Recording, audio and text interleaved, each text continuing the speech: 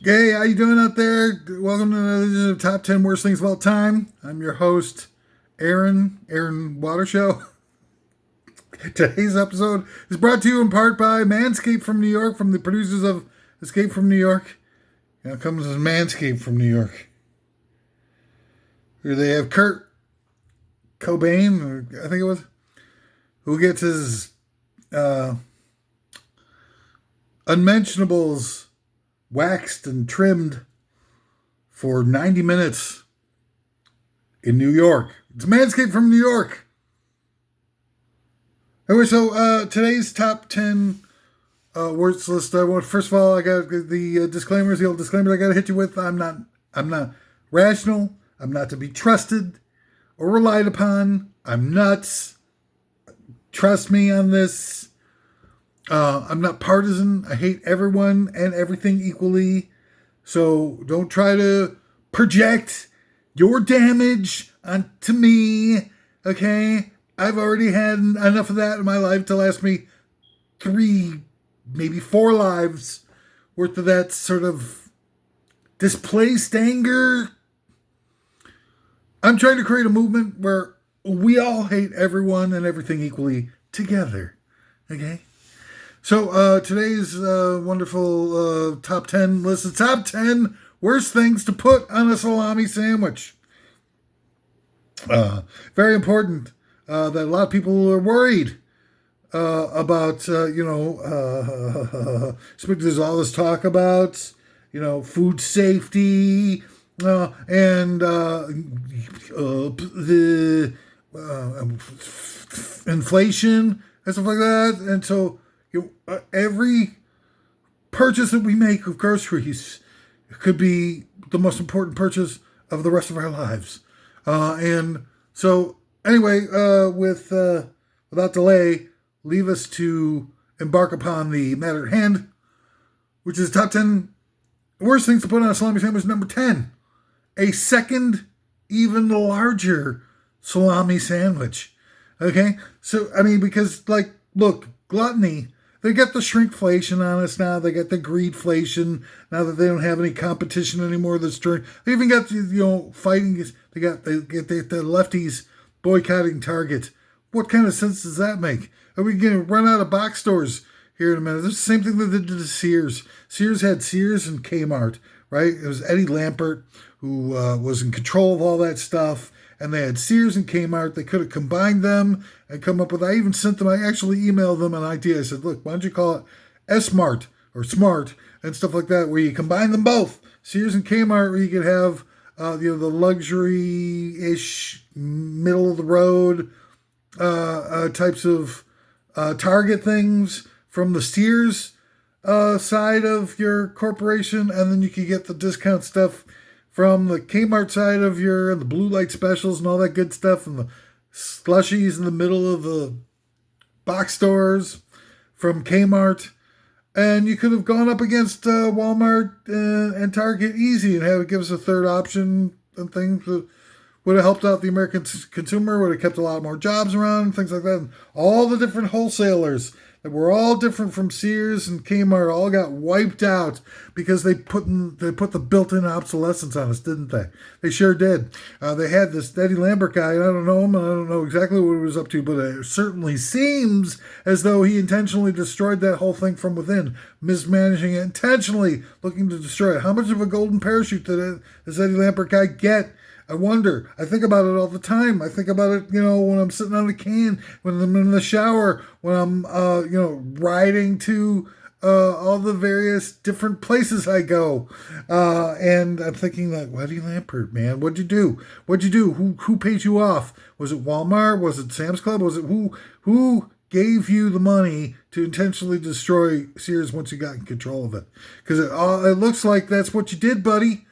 Most of the people might be, detached and wandering aimlessly through this beguiling and horrific maze of lies and tortures that they've created for us without any ability to be able to see through the bull ink. But I got your number, Eddie Lampert. I've seen it. I know what's going on. You destroyed Sears and Kmart so that there'd be less competition so that they could throw that greedflation on top of us. And look, it's with the collapse of all that stuff, it's really starting to show. Man, they held off. They didn't really twist the blade on us until like the COVID came along, and all of a sudden, I don't know, it's like 88% growth of wealth and equity from the billionaire class since COVID hit. 88%. What the hell are we gonna do? That's the greedflation, but the shrinkflation's getting us too now. Where you get get a package of bolognas or whatever, and all of a sudden there's just one slice of the bolognas in there. It's not that far off. I mean, you get the same size packaging sometimes with just less in there. Look at all the air that they put into the potato chips. It costs like $5 a bag to get a bag of cookies. What the hell is that? I mean, it's like, all of a sudden, it used to be that they had all the really bad food for you was super cheap. Wow, gee, what a coinky dink. So that they could turn all the masses into a bunch of fatties and just depress the hell out of us and beguile us with all these horrific, exploitative demonstrations of sheer total slick produced propaganda and social engineering that they've foisted upon us, so they become a bunch of, honey boo-booed into submission. But the fact is that they've got, $5 Chips Ahoy's are like on sale for like $6, $5-6. And potato chips are like crazy, man. Like, well, what the hell? Somebody, having a tough day and something like that, want to get a bag of potato chips. And I'm certainly not going to be the person casting aspersions about somebody who eats their feelings, who drowns their emotions with a little bit of food. Sometimes all the energy that a person's got after trying to live through this forgotten, godforsaken world, for 24 hours, the only energy that they've got is enough energy to lift a teaspoon of Haagen-Dazs up to their mouths. I'm not going to be the first person to cast stones against that, living in glass houses and stuff like that. I live in a glass apartment. There's glass, well, there's not a glass apartment, but there's glass in it. I've got glasses in the cabinet and stuff like that. So I'm not going to be the one who's going to cast aspersions. I mean, look at me. A fat piece of garbage. But whatever. But they've got it's getting to the point where you have a salami sandwich, right? Okay, you got a salami sandwich. You can put another salami sandwich on top of it's like go to places like, in Chicago, there's a place called Manny's Deli, stuff like that. You get yourself a big, thick pastrami sandwich on rye with the mustards and the coleslaw side, and everything like that. And it's this big, thick sandwich, and it costs like a bazillion dollars. You got to trade in your automobile just to be able to pay for that stuff. So now people want to get, want to stuff their face and everything like that. It's a major league endeavor. You got to get yourself a pre-approved with a loan package in order to be able to get yourself, a steak sandwich or something like that. It's ridiculous. So it becomes easier to not put a second salami sandwich into your first salami sandwich, because the fact is that nobody can afford a dual salami sandwich lunch anymore. It's not like, it was just like throwaway meat like salami that's specifically designed to knock us 10, 15 years off of our lives. But now, you can't even afford to do that. What kind of America do we live in when you can't afford the junk food? Number 9 of the top 10 worst things to put on a salami sandwich, veal scallopini. Now, the veal scallopini is just probably not going to have the same sort of complimentary tastes that you want to expect on a salami sandwich, like just a little bit of mustard drizzle over the top of it, just like that. Veal scallopini seems like it might not be an easy thing to eat when spread over the top of a salami sandwich. But the fact of the matter is that you can't eat veal now because it's got, torturing animals. And I agree with that. I had a class back in my college days. It was the human obligations to, animals and stuff like that. I became a vegan for 3-4 months. A vegetarian for several years. And we do have obligations. I mean, what the hell are we doing sitting around talking about all these things when we have like endless slaughters of beautiful little innocent creatures that we're doing, for what? For makeup, for industrial chicken, so we could have cheap KFC. What do they call the triple header or whatever? They've got a slab of chicken sandwiched in between two other slabs of chicken to make a sandwich. In order to be able to afford that, for people to be able to afford that, they put like 1,000 different chickens in a small, tiny cage, and they have to rip their beaks off in order to be able to keep them from pecking each other to death while they fatten them up. So I get it. No, veal makes sense to not, but you can't have it anymore. And it was, I don't know. I had veal when I was a kid. Before we didn't know. We had no idea. The veal was like, we thought was just a different animal at the time. That was just, all sort of sequestered from us. We didn't know that people were keeping tiny little baby cows inside of a fenced-in pen where they couldn't move so the veal could be nice and tender. Anyway, so veal scallopini. Number 8 of the top 10 worst things to put on a salami sandwich. Ding-dongs. Scads of them. Ding-dong. Nobody, it's not that, there aren't any more of the ethical side of a ding-dong. Although I would say that, remember that time when Hostess company pulled that little slick maneuver? Oh my God, damn it, Jesus Christ. You remember when Hostess closed down and said, we're no longer in business, we're going to call bankruptcy, we're going to call it a day. And they closed shop and there was no more ding-dongs. There were no more Twinkies, no more nothing. And then miraculously, like 6 months later, they open up again in Mexico or whatever after NAFTA is signed by Slick Willie, and they get all these cheap factories and cheap labor and everything like that. And all of a sudden we got, Jesus Christ, we all got ding-dongs again. But they're making a bigger profit, and they to get out of the union contracts. It reminds me of, who's that guy, that great tight end who played for the New England Patriots. What was that guy's name? Not Todd Christensen. He was they had the guy with thing, and then he retired from football and so-called retired from football, right? And then he came out of retirement, and his old contract with the Patriots was nullified, and he got to go with the San Francisco 49ers.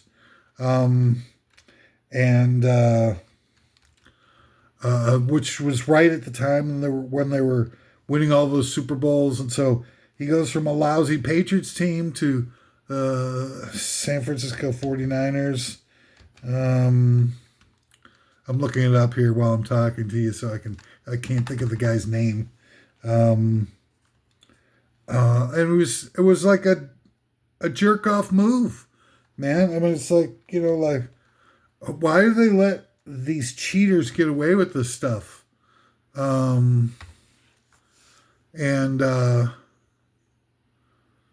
man, I didn't do. It's difficult to talk and type at the same time, so I didn't get the guy's name. It's retires.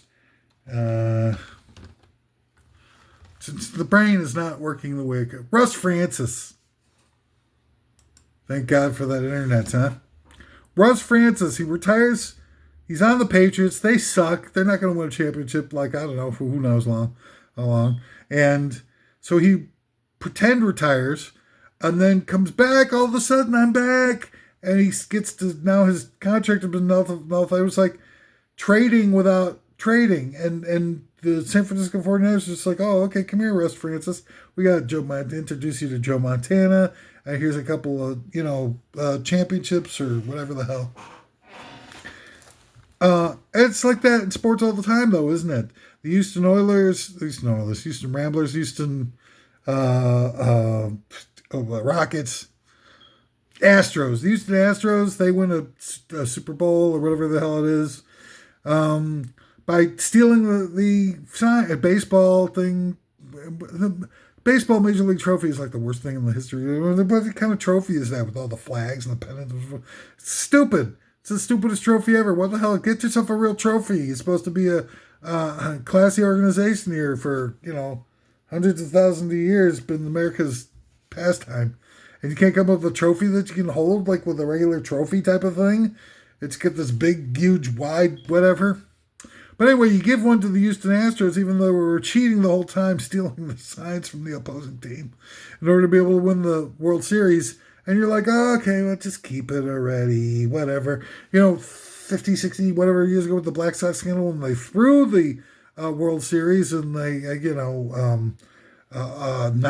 8 people got jettisoned from the sport for life, a lifetime ban, and everything like that. But the Houston Astros, well, they got nothing. They steal a whole goddamn World Series by cheating, and you rewarded them by allowing them to keep the championship. And then Tom Brady, talking about Patriots, Tom Brady has got Deflategate and Cheatergate or whatever it was when they were spying on other teams' calls and stuff like that with videotapes and stuff like that. And they're allowed to keep their championships too. What the hell? Are you teaching people? Are you trying to teach people that you cheat and you will be rewarded? It seems like it. I mean, the Grammy Awards and things like that, you never forget that Sam Smith, when he got record / Song of the Year for Stay With Me, whatever year that was, 2 weeks before they gave him those awards, he had been found guilty of plagiarizing that song from I Won't Back Down by Tom Petty and Jeff Lynne. Now, Tom Petty and Jeff Lynne are, like guys who were around forever, beating their brains out, like them or not, to create, real music, expressions of their own inner creative impulses. And those guys never got a Grammy Award.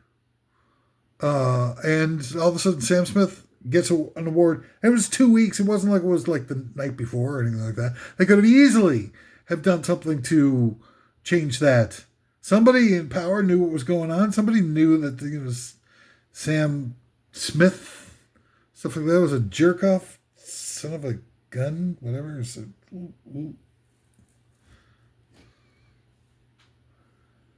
something like that. Yeah, something.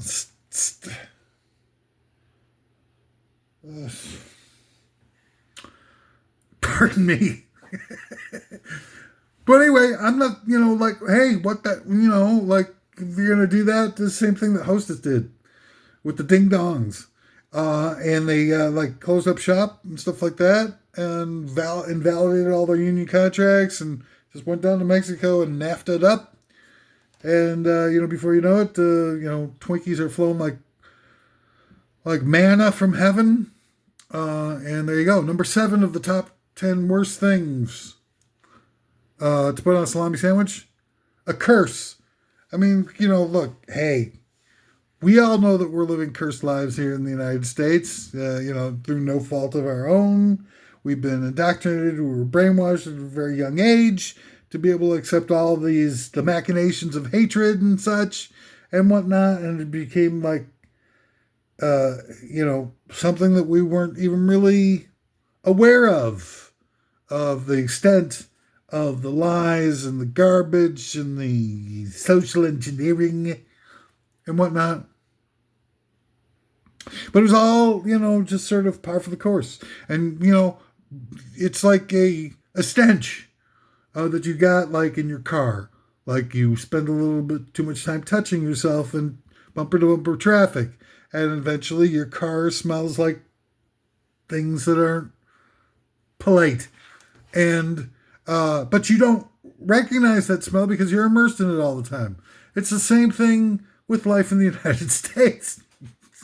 But anyway, but you don't want to add to the, the torture of it that we're all having to live through, that we're all, becoming blissfully unaware of, just as the same way that somebody touching themselves in the car during bumper-to-bumper traffic will be immune to the stink.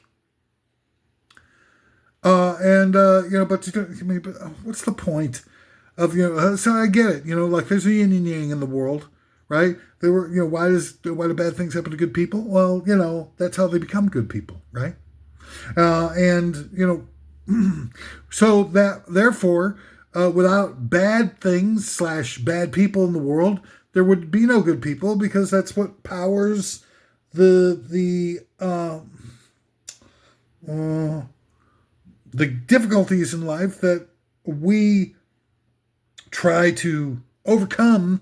And it's the process of overcoming life's obstacles that we gain that intrinsic value, that humanity that so many people seem to be lacking.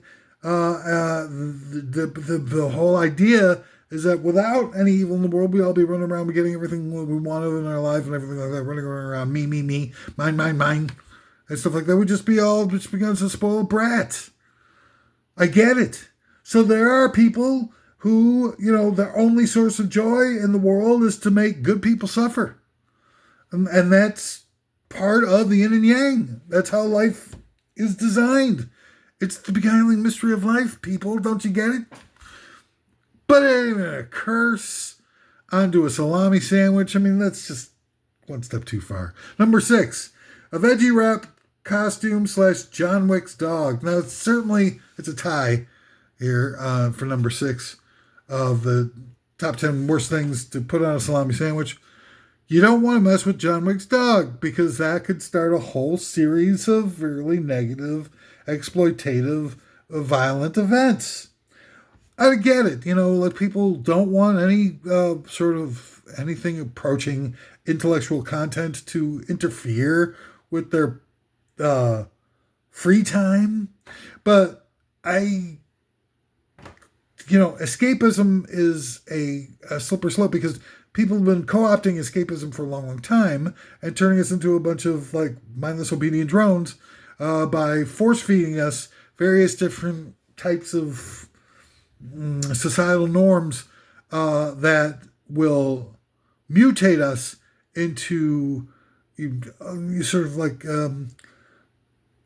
violent apologists. And when we don't want to know about how the sausage gets made, right? We just want to eat the sausage. And so we don't want to see, back in the, Vietnam War, they didn't have a media that was embedded into the military like they've done since 1980 with Ronald Reagan. They showing us the reality of the baby slaughter. So now we just get real sanitized stuff, if anything at all, from war zones that doesn't show any of the, blood and guts that, turned so many people off to war in the first place back in the 60s, when the TV was still showing that stuff. And so, they've spent, in addition to canceling all of the realistic reporting of the damage that our military does to the fleshy parts of the human body, we've been sort of getting ultraviolet video games, ultraviolet movies, and everything like that will immure us to the nature of the gore and portray the people of a darker skin tone especially as being disposable, totally worthless, faceless, without any families, without any connections, without any decency in who they are. It'd just be, like target practice. It's like movies like Rambo, where he goes out and kills 100-something brown people, and everybody at the end of the movie is cheering for Rambo. What's the point of trying to and there's nothing else that shows the reality of, a lot of these people are probably kidnapped young in life and indoctrinated into these armies and whatnot. And it's certainly, or they're brainwashed just as badly as we are into thinking that they're fighting for the, side of goodness. Well, all they're doing is just fighting for a few people to be able to have, untold and sort of despicable levels of wealth And while everybody else suffers, I mean, it's no different than anything else that we're doing right now with sweatshops. And when we sit in here and we have these cheap socks and shoes that cost probably $5 to make, that they're charging hundreds of dollars for in the shops, things like that. And we don't care where they come from. We don't care about the suffering that's caused for for all of us to be able to wear what basically amounts to a billboard on our billboard logos on our chests, on our shoes, on our hats, and everything like that. I mean, it's like levels of insanity layered on top of each other. They have this movie called Air. Have you seen this movie called Air? Which is just a movie that's designed to glorify the people who invented Nike shoes and make them look like heroes. And they got every big star in the universe that they could. They got the Ben Afflecks and the Chris Tucker. They pulled him out of whatever gutter that he's been sleeping in for the last 20 years. And they got that lady, that nice lady, good actress lady, and stuff like that. And they just make, just like completely create this fairy tale about, the people in Nike being innovative and courageous and rolling the dice against the odds. And these guys are the worst human beings that ever have walked the face of this earth. And they got movies that make them look like heroes.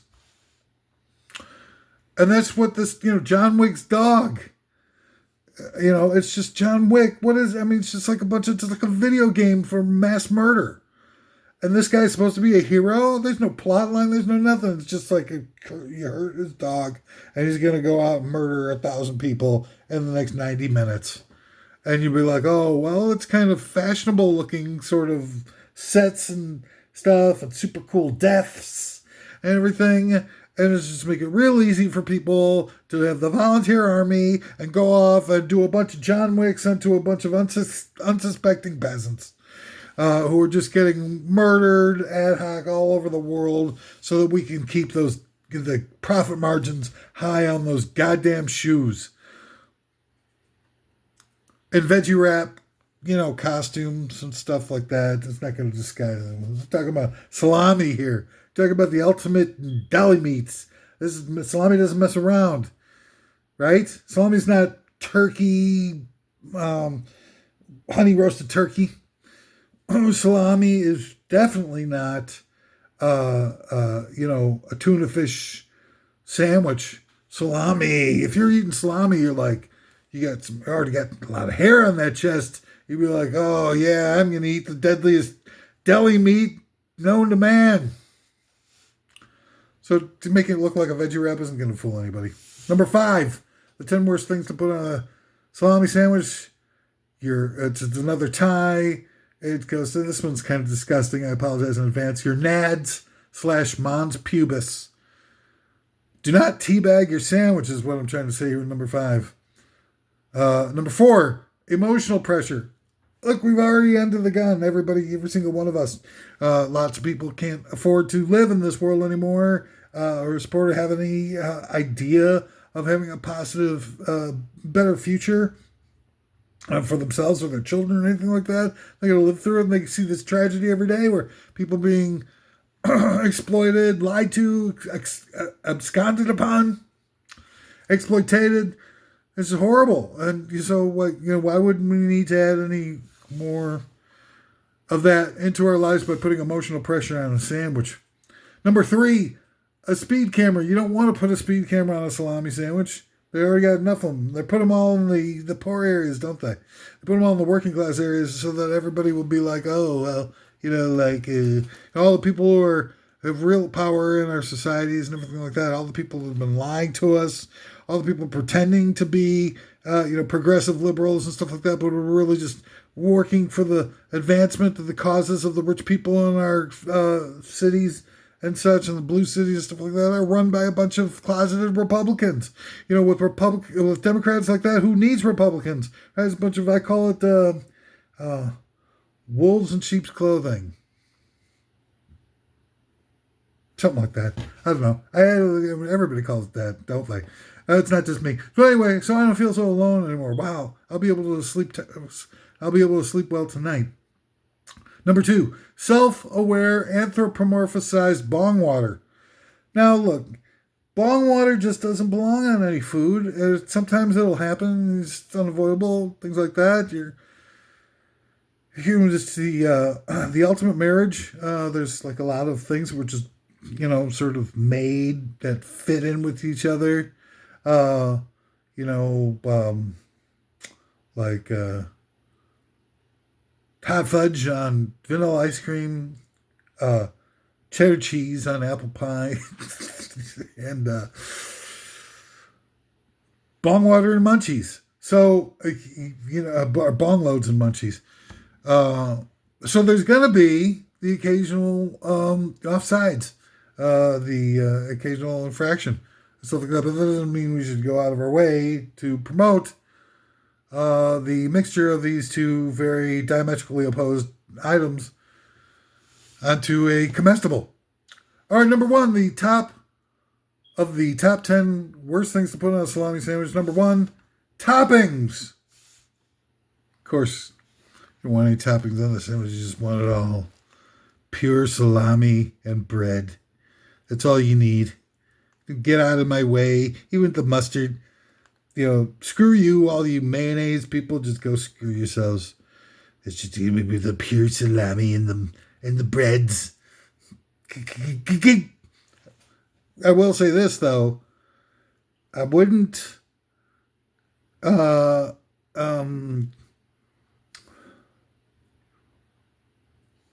down upon anybody who chose to fry up that salami, because fried salami is the ultimate comfort food. And for those of you who are not down, I just, that's fine. I'm not here to point fingers at anybody for what they do to get through this horrible world. It's up to them. I just really feel a lot of empathy that they're forced to live in a world like this to begin with. So I'm not going to cast aspersions so long as, you don't cause a murder or you don't cause anybody to feel badly about themselves, and you just want to indulge a little bit to try to make a little bit of comfort happen for yourself in this relentlessly pressurized, demonic world. Get on with it already. Whatever. So fry up some salami. It's going to, put it on the white breads too. And the fried salami on the white breads, man. Well,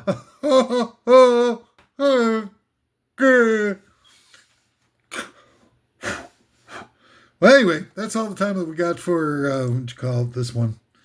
I was able to do it, this one is second of the top 10 worst lists that I've ever done. I think I'm feeling a little bit better. That first one lasted for an hour. I was very deeply worried. I mean, who's got the time to sit around for an hour for this sort of nonsense to take place? Anyway, I've got, got to do, everything I've said here. It's just opinions, all right? Try not to get all caught up in your own feelings. These opinions are not my own. These opinions are bestowed upon me by God, or whatever benevolent or malevolent or whatever it is, creature that, that created all this stuff and everything that's all detailed. I don't know what the hell it is. You're looking at me like I've got some sort of answers and stuff like that. I'm doing,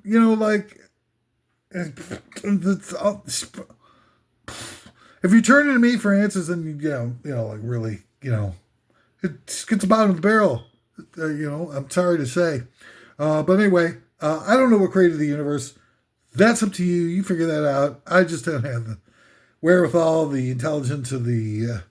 It just doesn't. I mean, do I believe in something better and bigger than all this? I pray that there is. But if it's I don't know. Really don't. I'm simply channeling these things from the universe. These top 10 lists, they come through me. I'm imbued with these top 10 lists. I'm simply channeling these things. Don't, but not to brag, but those who want to kill me, dump their own emotional baggage on me or shoot the messenger, any of that type of thing. I guarantee my life sucks.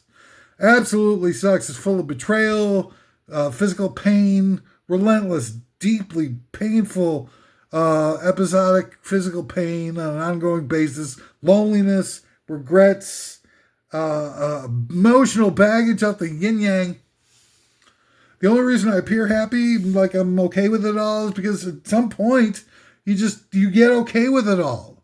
You just there's no, it can't, you get that you can't get no worse type of feeling, and just sort of become just like waiting for the next bad thing to happen. That's what my life is. It was 10 different times a day that something horrible will happen and be like, oh, well, that's par for the course, isn't it?